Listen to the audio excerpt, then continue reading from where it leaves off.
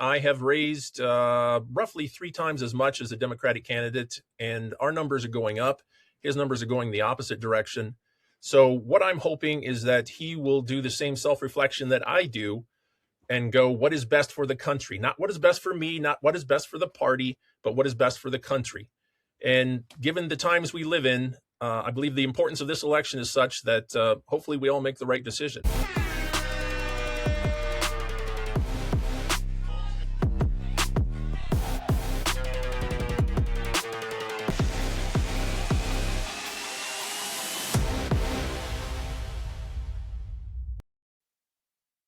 Welcome to Independent Americans. Welcome to episode 521. I'm your host, Paul Rieckhoff, and it is Wednesday, May 13th. Since it's Wednesday, it's hump day, but it's also Whiskey Tango Foxtrot Wednesday, or What the Fuck Wednesday, because you never know what's going to happen on a Wednesday in America. What the fuck Wednesday? What the fuck Wednesday?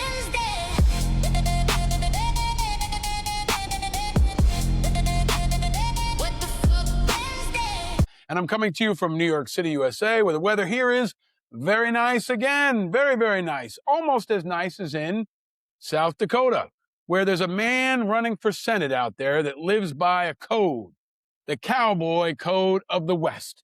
More on that in a second. Today's artist is building on that theme. Today's artist is the country music superstar Toby Keith, because his very first single was Should Have Been a Cowboy. Many, many years ago, a much more mainstream Toby Keith with the line, I should have been a cowboy. I should have learned to rope and ride, wearing my 6-shooter, riding my pony on a cattle drive. I think nowadays, when things are chaotic, a lot of us would like to be a cowboy. Toby Keith also had American Soldier, which was very popular, courtesy of the Red, White, and Blue right after 9/11, which was very popular and controversial. Should Have Been a Cowboy, I Love This Bar, Red Solo Cup, and honestly, one of my favorite songs of all time, Beer for My Horses, with, of course, the great Willie Nelson. It's a song that my soldiers and I used to play in Iraq. It's a song about justice. You know, justice is the one thing you should always find. You got to saddle up your boys. You got to draw a hard line. When the gun smoke settles, we'll sing a victory tune, and we'll all meet back at the local saloon. Now, Toby Keith was not without controversy. He got into a big battle with Natalie Maines of the Dixie Chicks. They went back and forth. He had a doctored photo of her next to Saddam Hussein. She had a Fuck Toby Keith shirt on. He was accused of boosting the war. He was seen as a conservative, but he described his politics as complex, saying he was a conservative Democrat who actually voted for Barack Obama. He died in February of 2024 at age 62. And I'll tell you this, I met Toby Keith once. I think it was at the Republican National Convention. And he was very nice. That's what I know. And he did a lot of good work for veterans.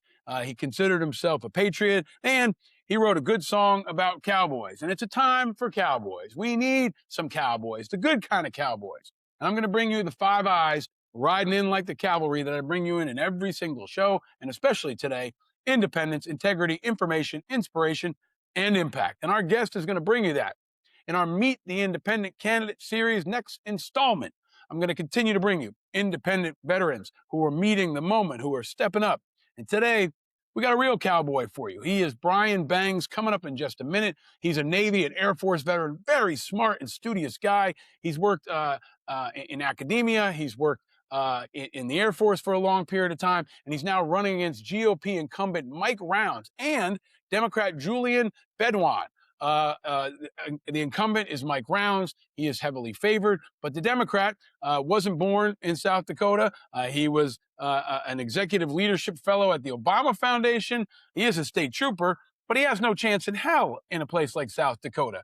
But Brian Bengs does, and he's surging, and we're going to get into it in a great conversation to help you through our What the Fuck Wednesday and give you some of the cowboy spirit that'll help us all stay vigilant.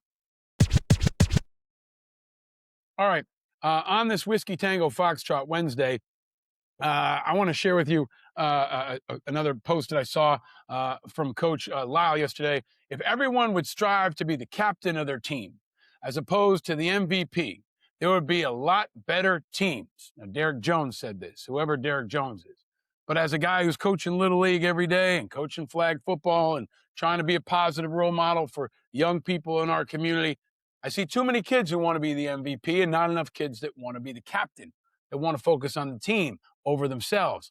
But that's what we need from leaders, especially because democracy is a true team sport, and we need a lot more captains and a lot fewer MVPs who are looking out for self. And that takes me to today's top topic.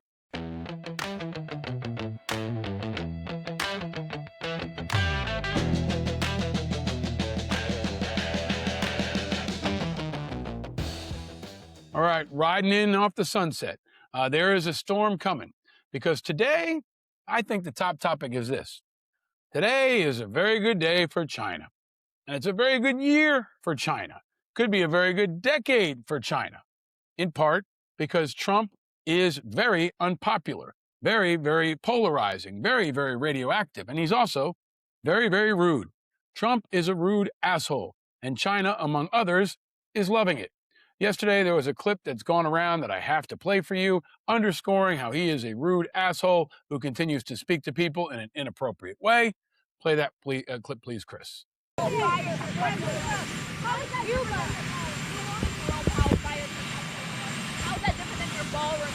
what happened is we have a ballroom that's under budget. It's going up right here. I've doubled the size of it because we obviously need that. And we're right now on budget, under budget, and ahead of schedule. I doubled the size of it, you dumb person. It's double the size. You are not a smart person. Now, there's no cowboy respect there. He's speaking to Kayla Gardner, who is a White House reporter for MS Now. And I think we just have to underscore that this behavior from him, it never stops. And we should never normalize it. And it's a great thing for China. And on his way to China, he didn't stop. He had a number of posts, I think over 10 of them, on his Truth Social post, including one that called for the arrest of Barack Obama. He called Obama by name, including that one that called Trump's predecessor in his first term, quote, the most demonic force in American politics in decades. He attacked the New York Times. He attacked lots of other folks. And today, he's in China, getting the red carpet rolled out for him. But never normalize this behavior. Don't let it fall below the radar. It's extreme, it's dangerous, and continues to hurt the global image and the trust of all Americans. It also stokes more division, more extreme rhetoric, and behavior all across the U.S. And it drives more of the world to China instead of us. As Trump heads to China today, the Chinese are celebrating the instability, the recklessness, the infighting. Iran is celebrating it too, and probably making a new Lego video as we speak. Putin is celebrating it. North Korea is celebrating it. And I think it's more grounds for impeachment, which too many have stopped talking about now. But this will not stop because America is less trusted every single day he's in office. We should never normalize this behavior. We should never accept this behavior. And we should recognize that China and all our enemies are celebrating. Our enemies are celebrating.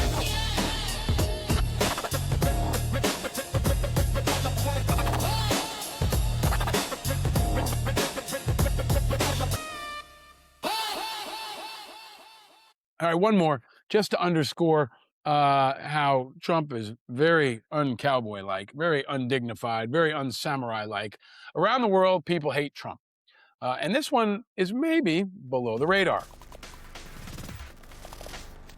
You know who hates Trump? Yeah, almost everybody. But Rod Stewart hates Trump. Rod Stewart, the great pop music icon, the English gentleman who mentioned it in a recent exchange with Britain's King Charles that I'll play for you here.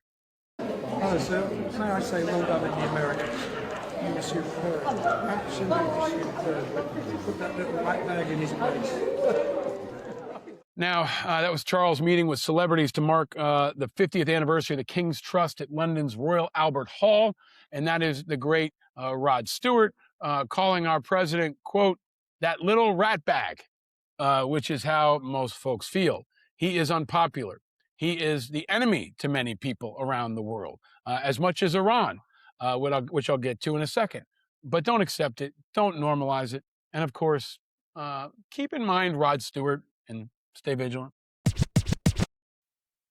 All right, let's get to Iran. Another reason that China is celebrating Iran continues to be a sucking chest wound. I talked about it a bit yesterday on MSNBC and in other places. I'll have more later today on News Nation, again on MS Now, and maybe on CNN.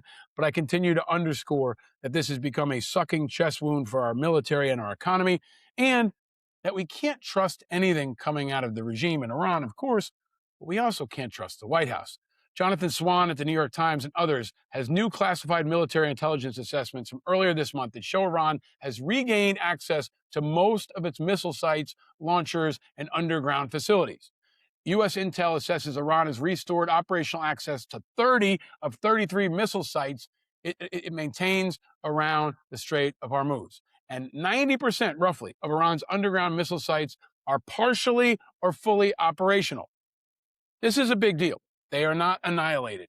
They are not totally destroyed. Our own intelligence agencies are sharing that. We can't believe the Iranian regime, and we can't believe Trump and his regime. And this is our very, very dangerous reality. And a friend sent me a note yesterday with regard to the testimony on Capitol Hill, where Acting Secretary of Culture War, Pete Hegseth, and Chairman of the Joint Chiefs of Staff, Dan Kane, both testified. At one point, Kane said that he's, quote, encouraging Iran to open the strait. My friend added, aren't we at war? Did we encourage Japan to leave the Philippines? Also, the chairman says he's encouraging allies and partners to join in and solve this tactical problem. How do you think Iran views this? I think it's very, very important. I think Iran is celebrating. I think China is celebrating. It's a big week for China.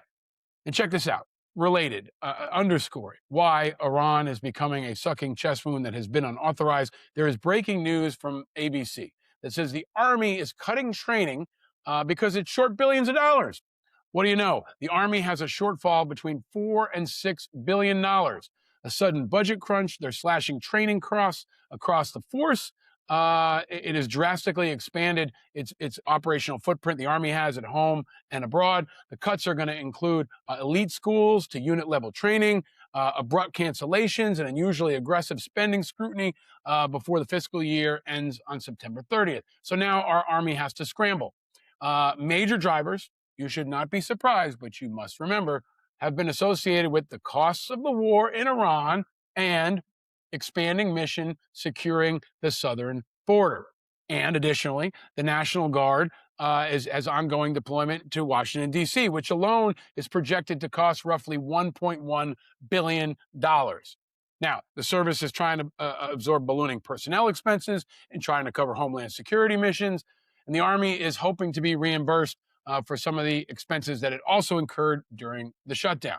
So, this is what happens when Trump starts a whole new war in Iran and uses the Army for that and his deportation agenda without approval and budget from Congress. This is what happens when you do whatever you want and you don't have any way to pay for it. Now, both Iran and the border mission have become sucking chest wounds for our Army and our entire military. It's extremely disruptive. We are all less safe because of it. China is reading this headline today and smiling, especially in their negotiations. China is celebrating, and our enemies are celebrating. Our enemies are celebrating.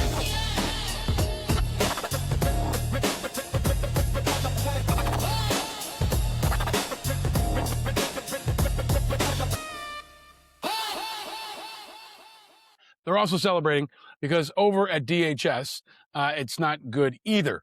We're going to talk about Kristi Noem in just a second with Brian Bengs, who is from South Dakota. I'm going to ask him how he feels about the most famous person from South Dakota around the world, Kristi Noem. But she's been replaced by Mark Wayne Mullen, who is a grammatical train wreck. But DHS, not good either, and more reason for China to celebrate. Check out this clip. Play that one, please, Chris. You recently said in an interview that you had some concerns about the locked up funding for DHS and ICE with these big events coming. How concerned should we be about potential attacks at any of these this summer? Well, we have the FIFA that's going to have 78 Super Bowls in 39 days, 38 days here in the United States in 11 cities. Seriously, that's what 30 or 78 Super Bowls in 39 days. That's a lot.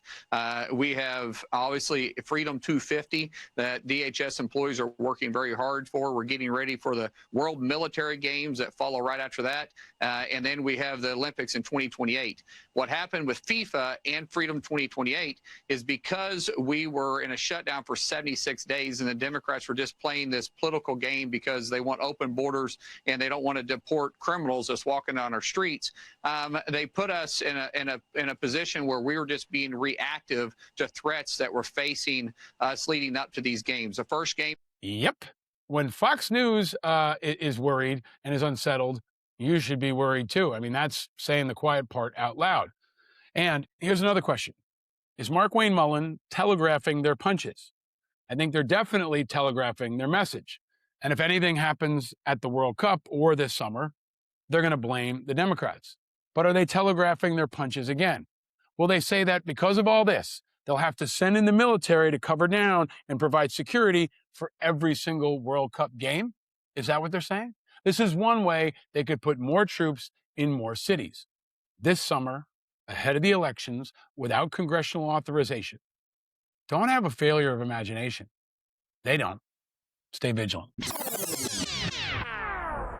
All right, just because it's related, the FBI is also in chaos. Don't believe the hype. And that's largely because of Crash Patel, who had a nightmare of a week of testimonies. Yesterday was Testimony Tuesday. I have to play this one because it's just a reflection of how bad it's gotten. Crash Patel and Senator Chris Van Hollen continue to have a very, very nasty series of exchanges. But let me just play this for you so you can see it for yourself. Play the clip, please, Chris. You still haven't answered my final question. Do you know, Mr. Director, that it is a crime to lie to Congress? Do you know that?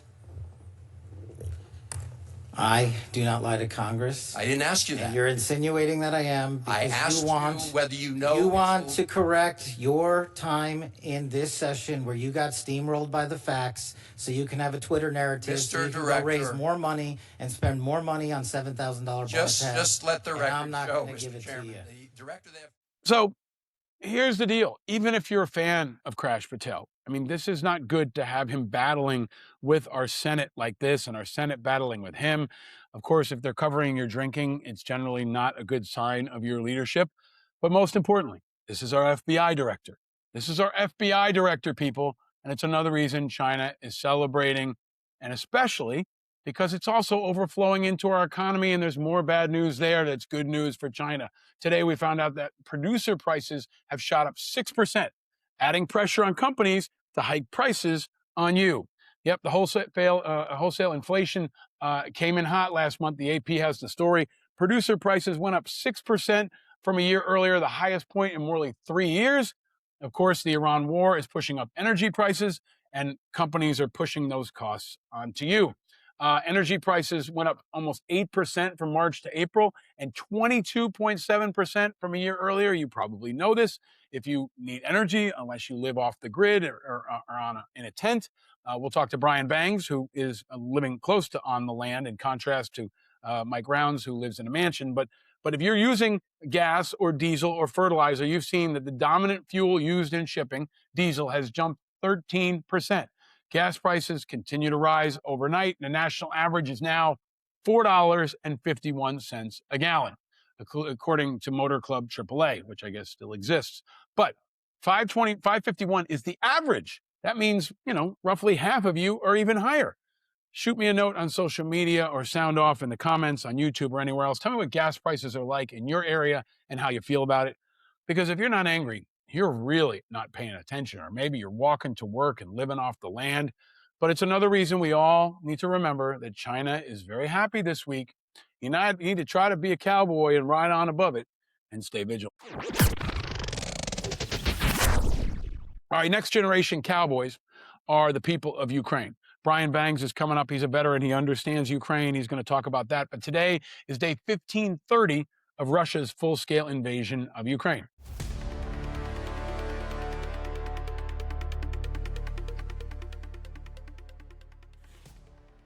And sometimes I just want to bring you a little snippet of what's happening in Ukraine to remind us of the tremendous human cost that these people are enduring every single day and what Putin is doing. The Kyiv Post has a story that a 9-month-old baby had her leg blown off after a Russian drone slammed into a residential building in Zelensky's hometown of Kyiv. The infant was rushed to the hospital in critical condition. 9-month-old babies are being hit. 9-month-old babies are losing legs. Every day, the civilian death toll and wounded toll continues to pile up. And every day, the Ukrainians are holding steady, even as Acting Secretary of Culture War Pete Hegseth denies them the meager couple $100 million that was in our defense budget, less than 1% of our defense budget. And Hegseth can't even get them that. So he's standing with Putin instead of the 9-month-old girl who had her leg blown off. But even if they won't, if Trump won't, if Hegseth won't, if Vance won't, we all need to stand on the side of freedom. We all need to stand with the children. We all need to stand against Putin. And we all need to stay vigilant on behalf of Ukraine.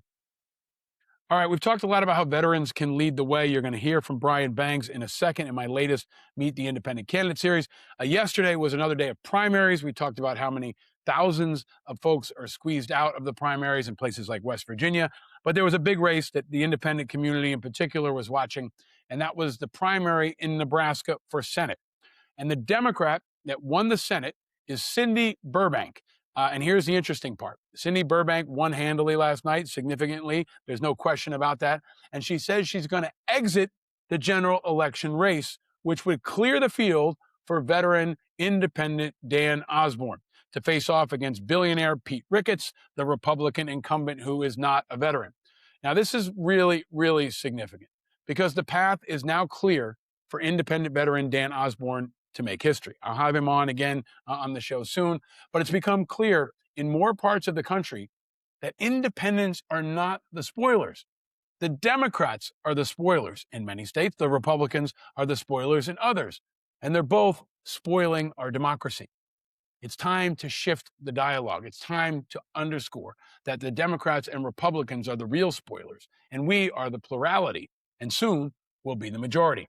I'm going to talk to Brian Bengs about how this impacts his race in South Dakota in just a second. But remember, the Republicans are bankrupt and gone. The Democrats suck and will not save you. But independent candidates and independent leaders are rising to meet the moment. They are the people's champion. And the Democrats and Republicans would be smart to acknowledge it, if not only because it will help our democracy, it'll help their standing with independents.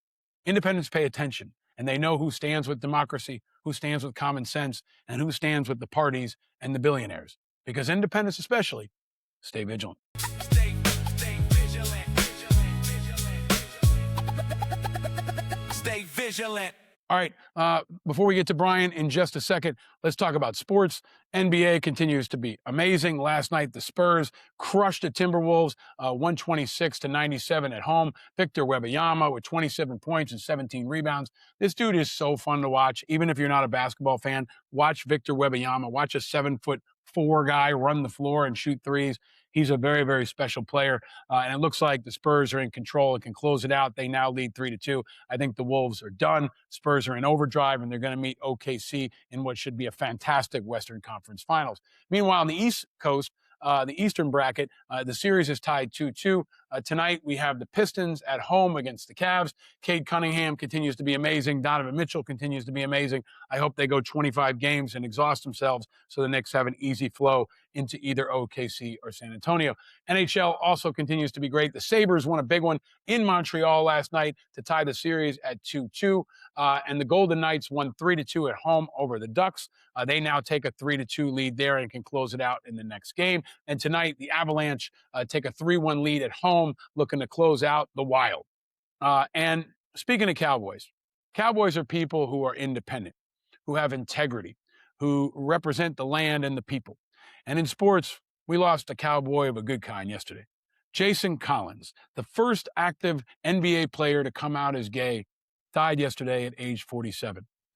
He came out in 2013 bravely and declared, "I'm a 34-year-old NBA center. I'm black and I'm gay."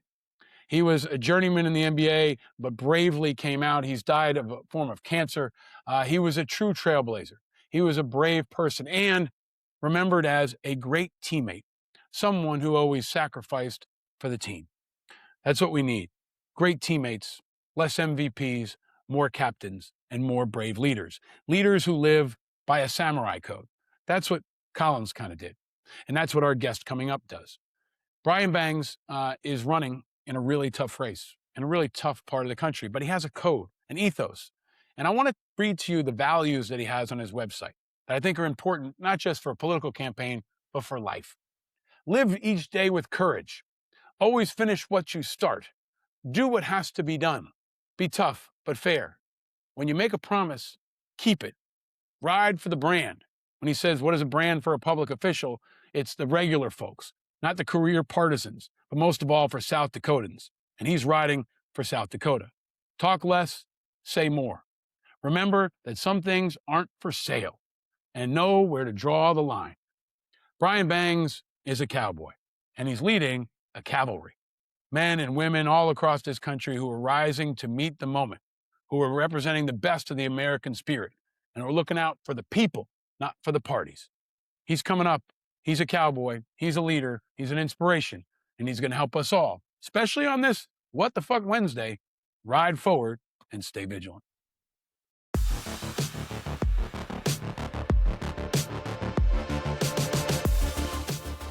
Independent Americans around the country and around the globe. I am continuing to bring you important independent voices that you must see, you must hear from. The independent leaders that are rising to meet this moment. This is the next installment of my Meet the Independent Candidate series with a special focus on independent veterans. And we've got a returning champion, a guy that I have been rooting for a long time now. Many of you have been rooting for. He joined us in October of last year. Most recently, he served in the Navy and in the Air Force. He has a degree in history and international studies. He has a JD from the University of Iowa, a master's from Louisiana Tech. He's a very well-educated, thoughtful man and a leader that has a career that spanned a lot of different educational backgrounds and serving as chief counsel and assistant general counsel in the U.S. Air Force. I want to read you something from his website. It says, "What I stand for. Every person needs a code, a creed to live by, particularly someone in a position of public trust. Consider the chivalry code of medieval knights that emphasize courage, loyalty, honor, integrity, compassion, and fair play. The Bushido code of the Japanese samurai that prioritize righteousness, courage, mercy, integrity, honor, and self-control. Or the code of the West that focused on integrity, loyalty, perseverance, and respect for others." That's a heart of what this country is supposed to be all about. It's what leaders need to be all about. And it's what our guest today is all about. A returning champion, the great and powerful Brian Bengs is back on Independent Americans. Welcome back, sir. Thank you. Hopefully I can live up to what you just said about me. You know, I think you do, man. And if I didn't mention you're in South Dakota and you're running for U.S. Senate against the Republican incumbent, who we'll get to in a second. But I really, really want to focus on you because if anybody's been watching, I think you're running the kind of campaign that people can be proud of, that my kids can look up to. And when you reference the samurai and the Bushido code and the code of the West, that's what we need in this country. I use a line from my friend Dave Chastain all the time when he says, if America was a religion, veterans would be the clergy. But I feel like you're a samurai or a guardian of our democracy, and that's been your message throughout, man. It has been. I can call that a hangover from my time in the military, where the core values of every branch. You'll note that the codes that I mentioned talked about integrity, and the military codes across the board mention integrity as a fundamental thing. And I think the political leadership that we have does not live by the codes that we teach the military personnel what is necessary to be an honorable public servant. It's such a stunning contrast to the corruption, the despicable behavior we're seeing out of Washington, especially today. I want to get to China and what Trump's been saying and doing. I want to get to Iran.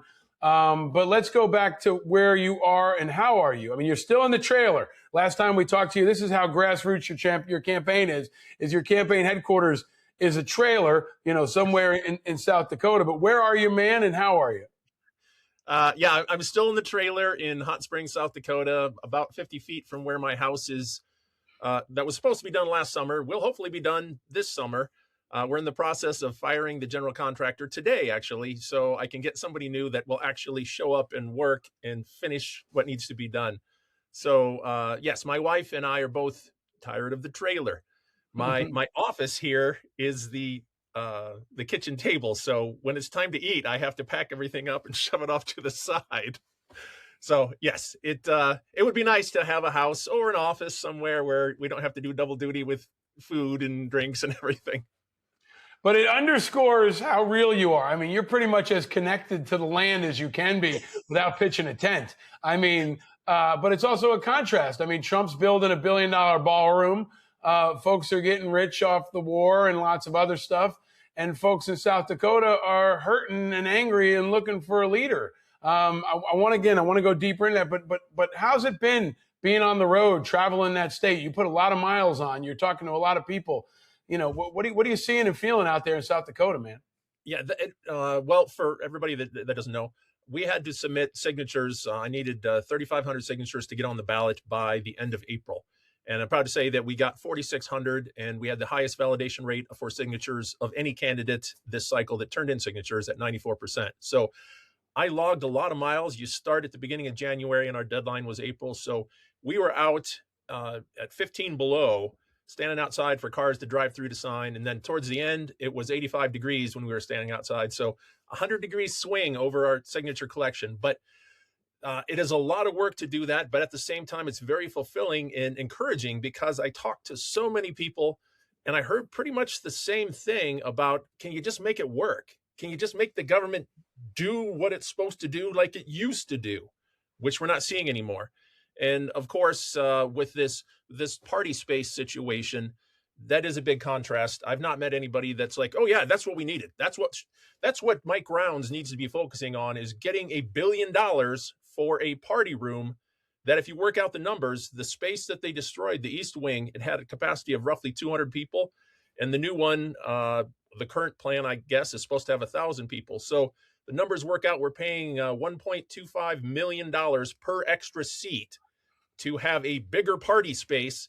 Well, South Dakotans are going broke, filling up their gas tanks and paying for groceries these days. So the difference is crazy. It's like the 100-degree swing. What people experience in DC versus what people who actually work for a living experience out in South Dakota, it's insane. It's a different world. It's one reason why I think your race is so important, because it's such a stunning contrast. People of South Dakota have integrity. They're tough. They have tons of ingenuity. They stick together, right? They look out for each other. I mean, you have to when the temperature's like that and you're that isolated geographically. But it's a great beating heart of what this country is all about. Let me ask you to do what I think is our top topic, right? We say there's a lot going on. If you're not angry, you're not paying attention. But today, Trump is in China. As he was on the plane, he posted a bunch of stuff on Truth Social that I think is just disgusting stuff. Like he continues to call people names. He called a reporter yesterday a stupid person. He says now that Obama should be arrested. Meanwhile, the Iran war, they're requesting $1.5 trillion. I don't know what gas prices are in South Dakota, but I hope you'll fill us in here. Just talk about, and corruption is something I think folks are really pissed off about, whether it's Iran or a potential deal with China or tariffs or people just getting rich while other people are struggling. Talk to me about the impact of all of these policies, and I think a failure of both parties, but I don't want to put words in your mouth. What's the impact of what's happening been like for the people you're talking to all across that state? Well, everybody's kind of conditioned, South Dakota in particular, that you defend your team and you attack. It's always the other side's fault. As an independent, and you know this, I can come in with an open mind and go, well, everybody's got some blame to go around. So it's a systemic failure. We know how the Constitution is supposed to work. The framers designed it for a specific reason. And the single biggest cause of prices going up at this point, and that will continue to go up for the indefinite future, potentially quite a bit more, is the closure of the Strait of Hormuz as a result of a war that was either unconstitutional when it started or unconstitutional when the War Powers Resolution deadline passed. I know as a personal background situation that it is a violation of international law that it occurred. And I get people now like, well, Iran was a threat, nuclear threat, and you want it soft and let them attack us. This is why no prior president did this, because they knew the situation. And if the Constitution had worked, if Mike Rounds had actually stood up and done his damn job and said, hey, what's the plan here? What's our objectives? Then we could have had the discussion back and forth, and Americans could have been sold on this is what we're doing this for. Instead, we just jumped in head first because the administration said, yeah, we're going to do it. We're going to do it fast and easy. And it turns out it's not fast and easy, but it was the right decision anyway. So people are angry about that. Yeah, I think I wore my old Angry American shirt in the spirit of that, because I feel like the angry middle and the angry majority is growing by the day. And maybe especially yesterday, for the folks who were tracking, the Pentagon made a request for $1.5 trillion, but with no accountability, couldn't answer hard questions, didn't get congressional approval. We found out that it's not cost $25 billion in Iran. It's actually cost $29 billion. And then today there's reporting that the Army has got to cut training because they have spent so much money and resources on Iran and using the military as a backstop on their deportation plan. So the deportation plan use of the Army wasn't authorized or funded. The Iran war wasn't authorized and funded. And now our troops are paying the price, but it feels like everybody's getting ripped off. Except for the billionaires, maybe the 20 or so that are on the plane right now with Donald Trump and others. But talk about how people are reacting to the cost of everything. They see all this money flying out the door, and gas prices, fertilizer, so many other important costs in South Dakota continue to go up. Everybody's increasingly edgy.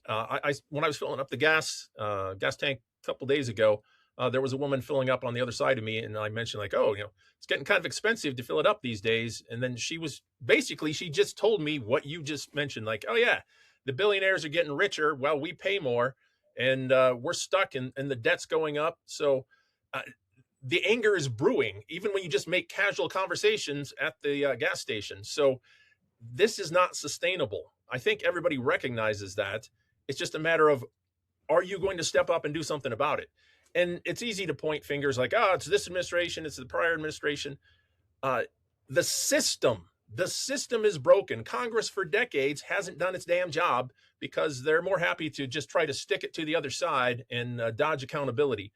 We need people, you mentioned the code at the beginning. We need people who adhere to the code and accept the responsibility of the job and are willing to go, this is what's right. You may not agree, but I think this is what's right, and I'm going to do my job as designed by the Constitution. And that's what I hope to do.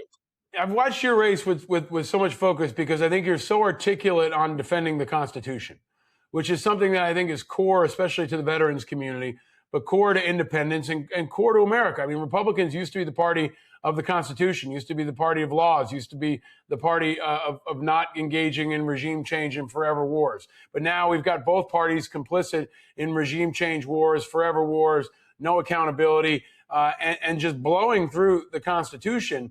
And I've really been impressed by your ability to put a point on that. I want to ask you to talk about the failure of the system, right? And from a national security standpoint. And then we'll go deeper into your campaign. But as a service member, as a guy who's dedicated your life to this, and you're talking to veterans out there, putting the nuke threat aside, which some people may be convinced by, this doesn't seem smart. And it doesn't seem like it's coming home to South Dakota. But what are you hearing, especially from veterans and people to the right of center out there? There is still a lot of concern. You've got, as I said, the diehards are like, Iran was a nuclear threat. But there's an implicit recognition that the process that we have was not followed. And the framers of the Constitution obviously said, hey, Congress, you have the power to declare war, but the commander-in-chief, the president, has the power to act before you do that in the event of some pressing situation. And this has been going back and forth. 1973 War Powers Resolution I've heard it when I've done interviews before for local TV stations. People will comment like, oh no, the War Powers Resolution gives the president XYZ timeline. And they seem to think of it was a grant of authority. It was definitively not a grant of authority. It was an attempt by Congress over the president's veto to yank his chain back and say, you don't have this power. It belongs to Congress. So we've lost this, and subsequent Congresses have let it slide. I get asked occasionally, what about what Obama did? And what about what Bush did? And I wasn't in the political sphere at that time. I was a at the time when Obama was doing his thing in Libya, I was a teacher of international law at the Air Force Academy. So did we talk about it? Yes. Did we talk about where's the legal grounds for this? We did.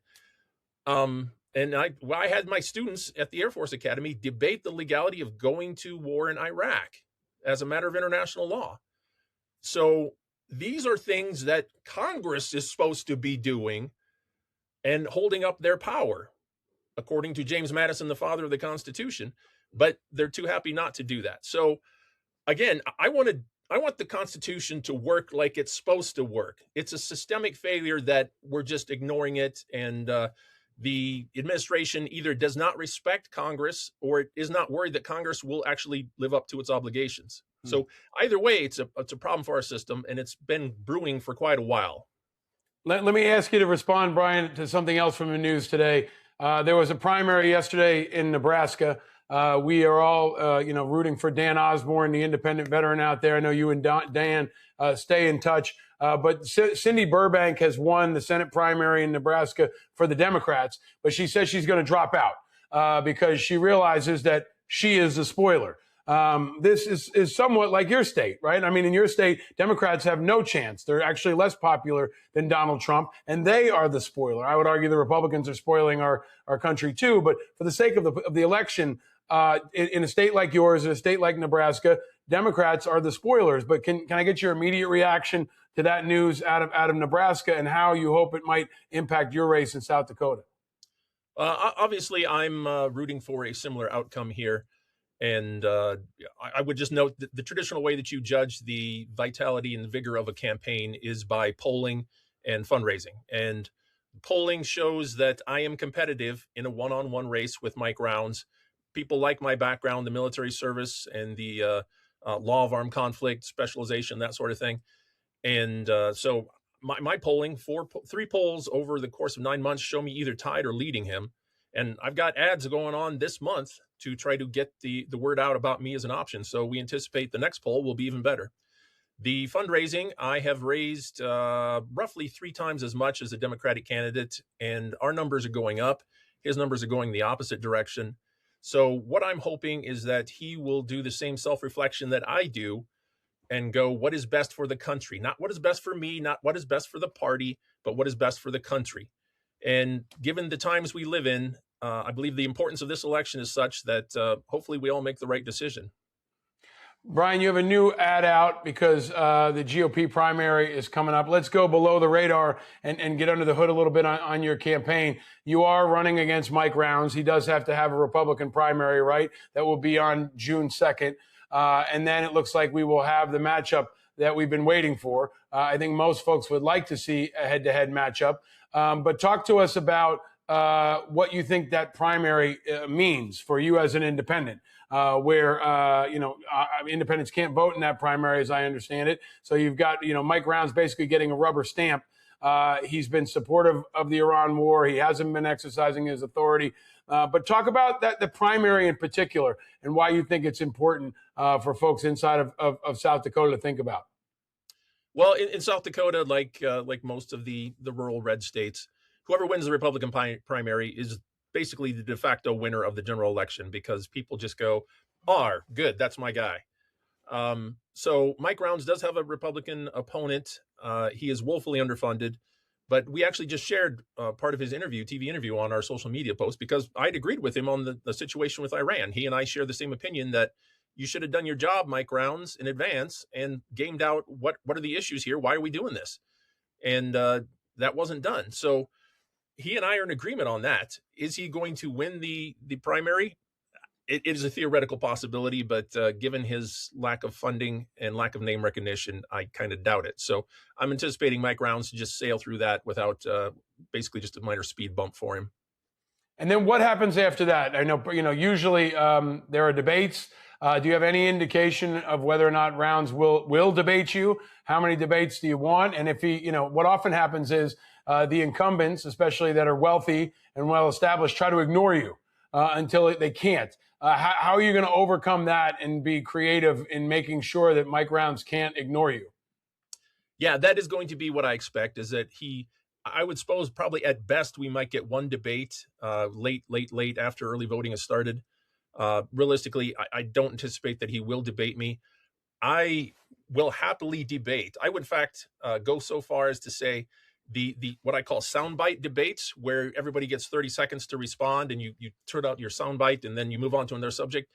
Those are largely a waste of time because you don't dive into anything. So what I would like to do, and what I propose to him to do, is to have one or two subjects where we dig into the meat and we ask each other questions in front of voters. And I do this at any point.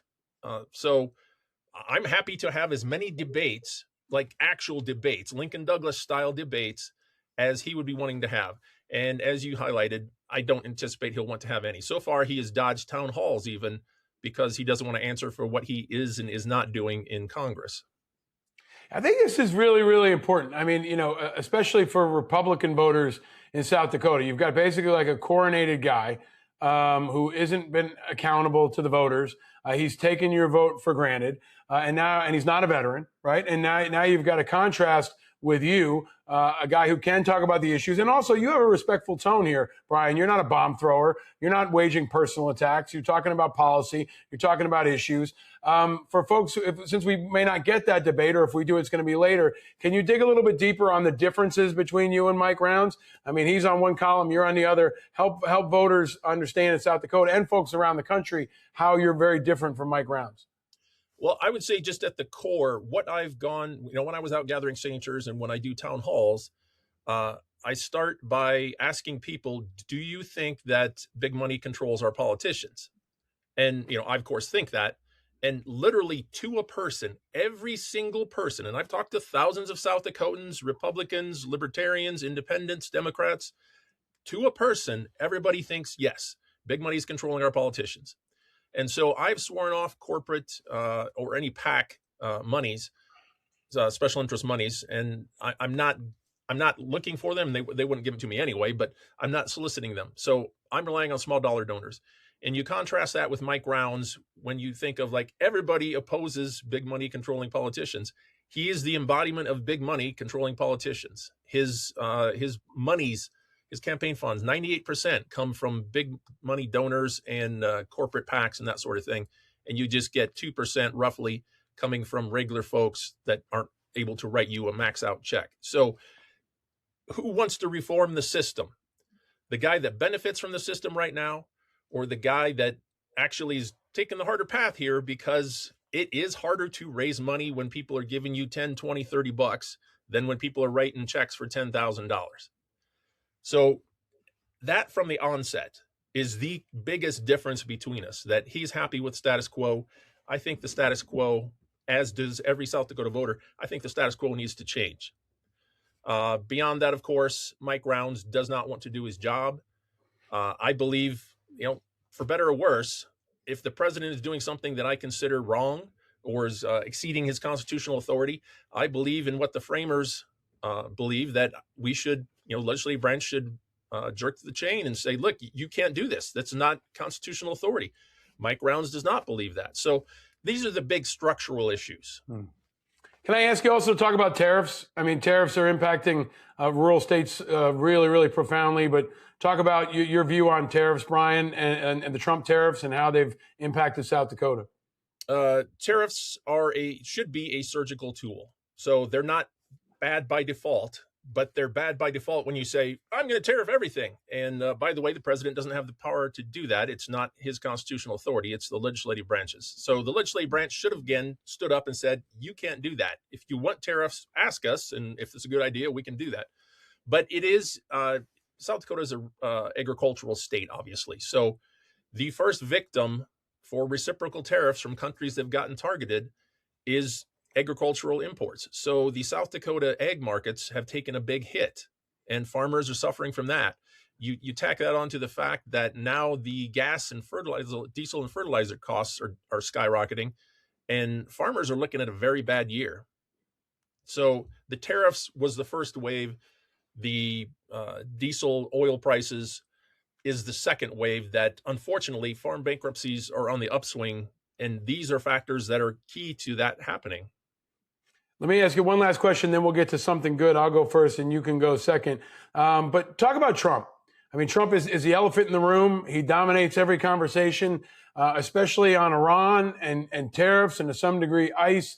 He is losing his base. He promised no new wars. He promised no regime change wars. He promised to be the guy of peace, and now he just keeps starting wars and is now talking about Cuba and additional wars. Can you talk about how you talk about Trump and to what degree you see his popularity falling in South Dakota and how many folks have just had it with him? Well, we've done 3 polls, as I said, and the last poll was, I want to say February. So we did poll, how's Trump doing? And he was still reasonably popular. It was before the war started. So we don't know the impact of the war. We're going to be doing another poll probably in the next 4 to 6 weeks. But it is coming down. So you hear more people talking about that this isn't a good decision and that sort of thing. In South Dakota, I don't know that the dam has burst on that, but there's some leaks certainly coming through. So how do we talk about it? I tend to talk about it as Mike Rounds because he's the rubber stamp and he's who I'm running against. So my job, I look at my job as if the president is doing something that I agree with, then I will support him. I'm not just a default Trump is bad on everything. For example, there's been talk of taking action against the meatpacking industry that has an antitrust issue. So I'm a proponent of that. So if the president is going to lead the charge on that, yeah, I'm behind it. So there's those sorts of things. I look for ways that I agree with him. Of course, if I disagree, we talk about it, and people can tell me how wrong I am, and we'll have that discussion. That's a discussion I'm happy to have. So I've got one more. I can't forget to ask you about. Kristi Noem is, arguably the most famous person from South Dakota right now in the world. She is out at ICE, after an abysmal run. I mean, if I'm from South Dakota, I would much rather have you representing us to the world than Kristi Noem, but I can't have you on without asking about, her implosion at ICE and, just her in general. Your thoughts on that and how it's also impacted, South Dakota's image. Yeah, obviously it didn't do any favors for South Dakota's image, particularly when the follow-on came out about her husband, which is unfortunate because he seems like a genuinely nice guy. The people that I've talked to in that area that knew him liked him. He thought he was a decent individual. I would note that the polling, Kristi was consistently well-ranked amongst South Dakota voters, not so much anymore. So after the ICE situation and her DHS tenure, she has fallen dramatically in South Dakota popularity polling for politicians. So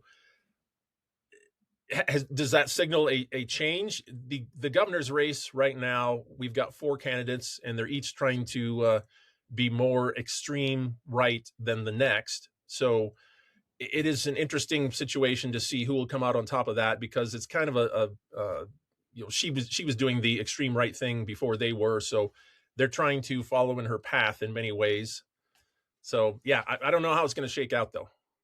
All right, we will see. If folks want the status quo, vote for Mike Rounds. If you want change, Brian Bengs is going to be your guy. But let's talk about something good. I'll go first and over to you. Something good, oh, something sweet. Feel the fire. It is springtime in much of the world and much of the country, even out there in South Dakota. Hopefully you guys are finally getting some warm weather.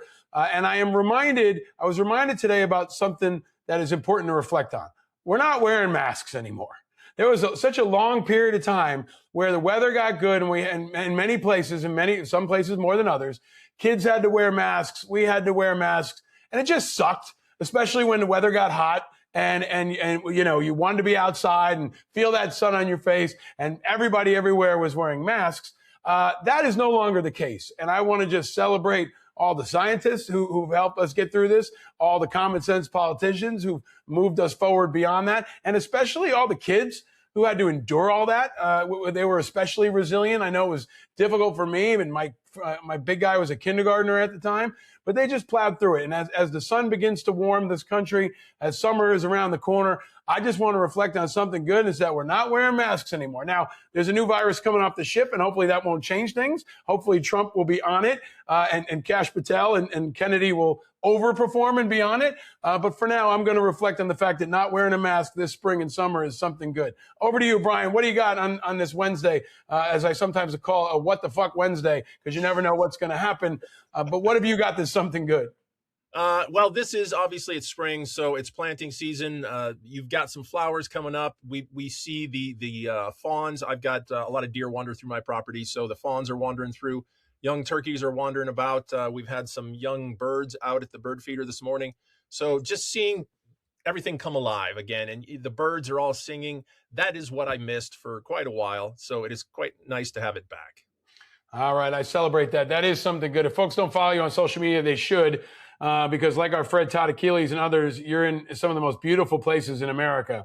And you're a great advocate and champion and cheerleader for South Dakota. You make everybody want to visit there, especially in the summertime, and especially what you're describing.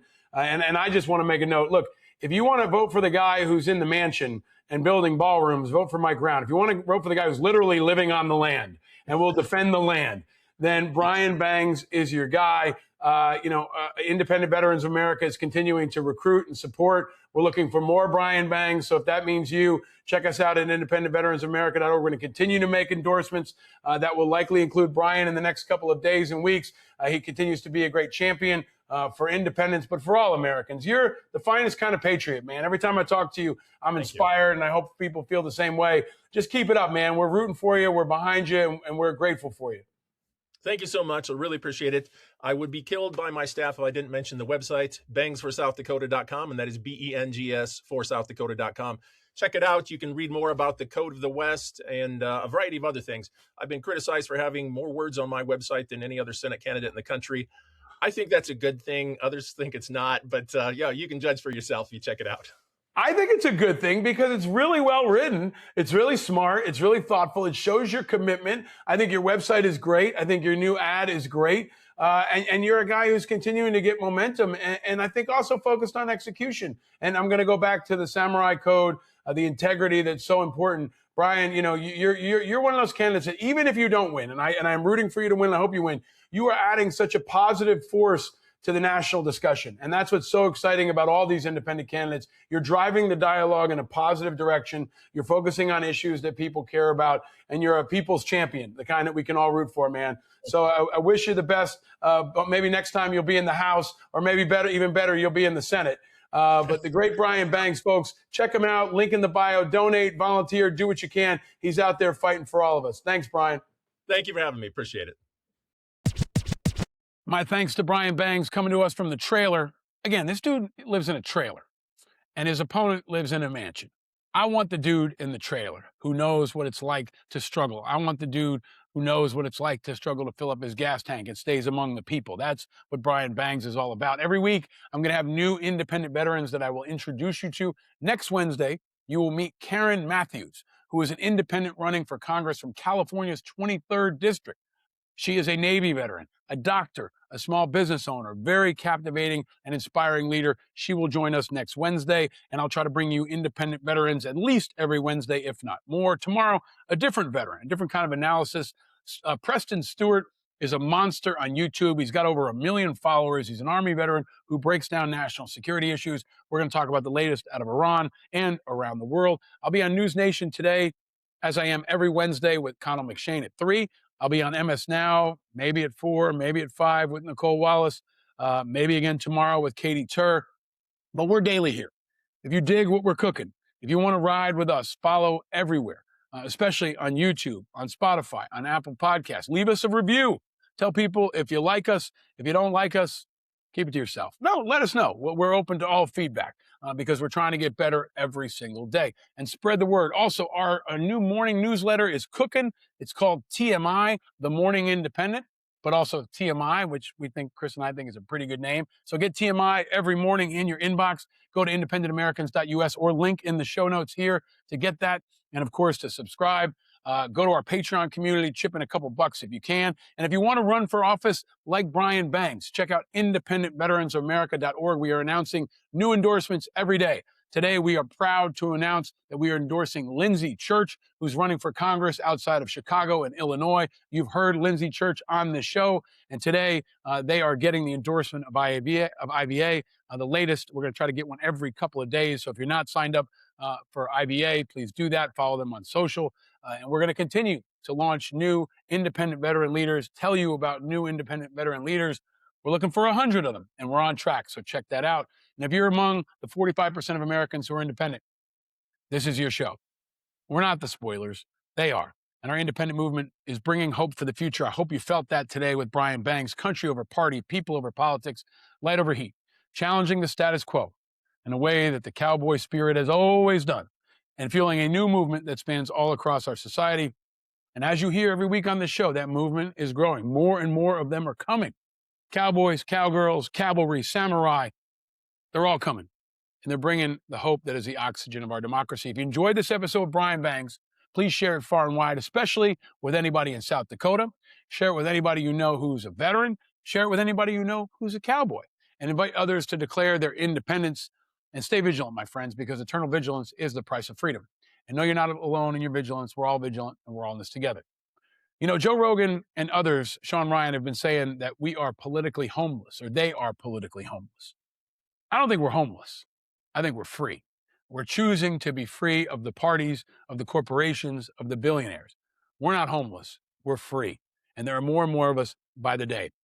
I'm your host, Paul Rieckhoff. Thank you for tuning in to Independent Americans, y'all. I hope to see you again tomorrow on YouTube, Spotify, Apple Podcasts, or wherever you listen or watch. Until then, happy What the Fuck Wednesday. Stay vigilant, America, and keep riding on. Archipelago, he tells me the left and right are dreams for those without a clue. And when you wake, it's time to grow. And it's not cool to believe in school, but if I can say one thing, I've seen the children of the revolution and the good trouble they can bring. He says the red and blue are dead and independent is an attitude. An island in the sea of rhetoric and archipelago, he tells me the left and right are dreams for those without a clue. And when you wait, it's time to grow. Powered by Righteous Media.